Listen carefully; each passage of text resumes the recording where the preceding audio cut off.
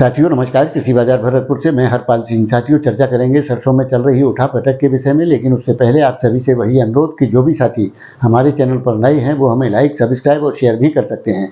साथियों सरसों के अंदर प्लांटों में शनिवार को जबरदस्त गिरावट का रुख देखने को मिला, जिसके चलते प्लांटों में 150 रुपये से लेकर के 200 रुपये तक की सरसों में गिरावट दर्ज की गई और आज उसका असर मंडियों के अंदर देखने को मिल रहा है, जिसके चलते मंडियों में 100 रुपये से लेकर के 125 रुपये तक की गिरावट दर्ज की गई।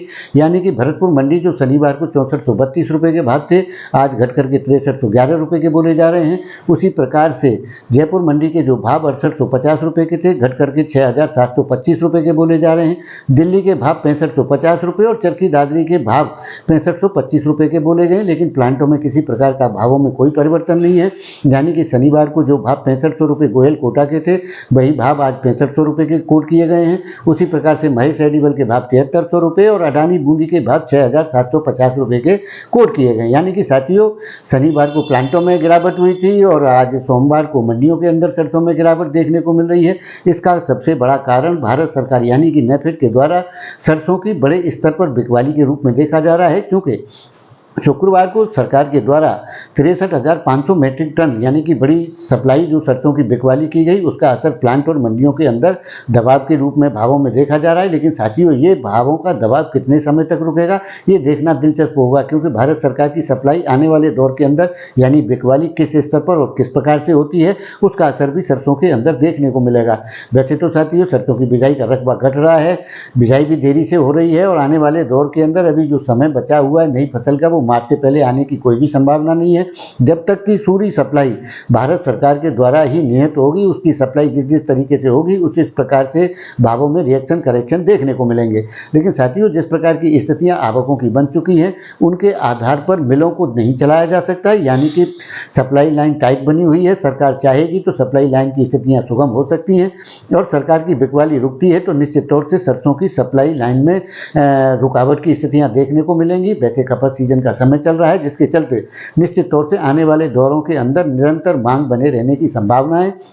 और उसी प्रकार से विदेशी तेलों की जो स्थितियाँ यानी कि पाम ऑयल हो, सन ऑयल हो, वो भी लगभग सरसों ऑयल के तेल के बराबर ही आ चुके हैं, जिसके चलते भावांतर बड़े नहीं हैं। और सरसों तेल की जो मांग है वो निश्चित रूप से बढ़ेगी और आयातित जो तेल हैं जिसके सपोर्ट से सरसों को आने वाले दौर के अंदर बल मिलता हुआ नजर आता है, क्योंकि बिजाई की जो स्थितियाँ हैं, मौसम की जो हालात हैं उनके और सरकार की बिकवाली के ऊपर ही बाजार का निर्धारण होगा। लेकिन इतना तय है कि सरसों के अंदर किसी भी प्रकार की नरमी या गिरावट की संभावना या आशंकाएं बिल्कुल भी नहीं है।